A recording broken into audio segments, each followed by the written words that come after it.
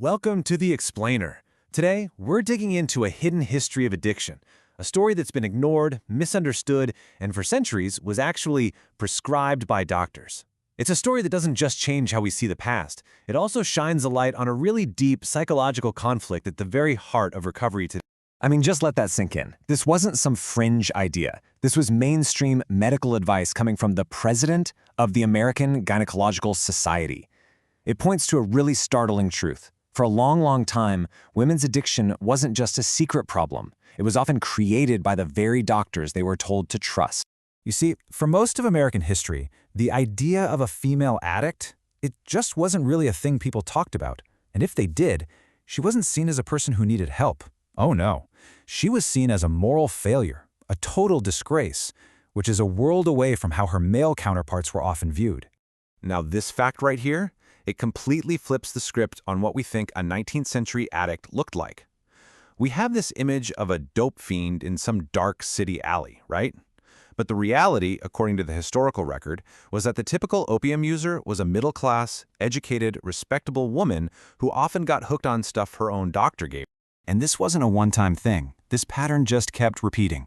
In the 1800s, it was opiates for so-called nervous weakness. Fast forward to the early 1900s, and you've got women using patent medicines that were sometimes 50% alcohol. Then came the era of Mother's Little Helper, pills like Valium in the 50s and 60s. And, of course, more recently, the crack epidemic in the 80s, which absolutely devastated communities, especially hitting women of color the hardest. The drug changes, but the underlying story, well, it stays disturbingly similar. So what happened when society just couldn't ignore women's addiction anymore? The response wasn't compassion or help, it was harsh judgment. And in a lot of cases, it was incredibly severe punishment that came from some really deep-seated prejudices. The consequences for women who drank were just unbelievably brutal compared to men. A man might end up in jail for a bit. But for alcoholic women, some doctors in the late 1800s actually recommended desexualization. And yes, that is as horrifying as it sounds. It was a surgical procedure, all based on this twisted idea that an addicted woman had somehow failed at her basic biological purpose, and so her unruly body needed to be surgically controlled. This really difficult history, which is laid out in our source for this explainer, it shows this deep social conflict over a woman's body and her own autonomy. And that very same conflict leads us straight to a central, really fascinating paradox that women trying to get sober still face today. Okay, let's really dive into this because this is where all that history crashes right into modern psychology in a super challenging way. Seriously, think about it for a second. The entire modern women's movement has been a fight for power, for control over your own life. So how on earth can the very first step of recovery, admitting that you are powerless over a substance, fit with that? How can surrendering possibly be a path to strength? It just feels like a total contradiction. Well, our source gives us this brilliant way to understand it from the anthropologist Gregory Bateson.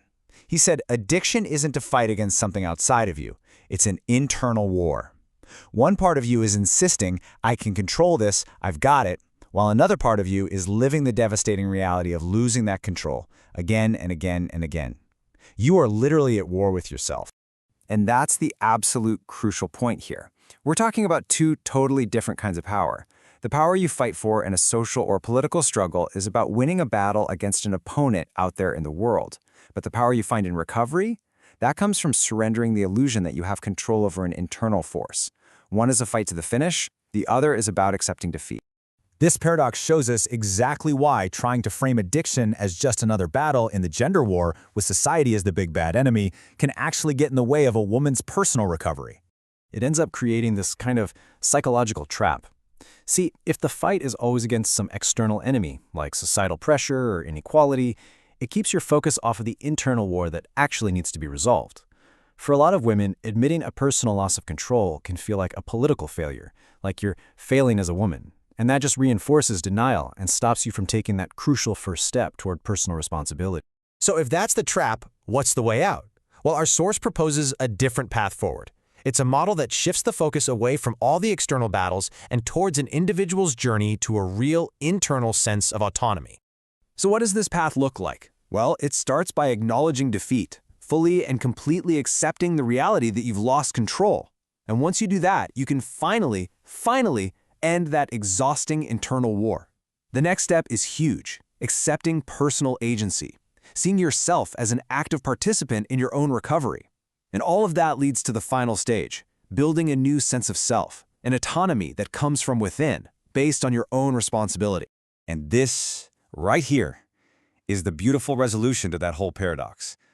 Real, lasting empowerment isn't about winning a fight against someone else. It's about taking ownership. By accepting the painful, gut-wrenching reality of her loss of control, a woman claims a kind of fundamental equality that can't be given or taken away, the responsibility for her own life. And in that responsibility, she finds her true freedom. You know, this whole journey through a hidden history, from prescribed addiction all the way to the paradox of empowerment, it really makes you wonder, doesn't it? What other crucial stories about our health and about our society are still out there, just waiting to be told?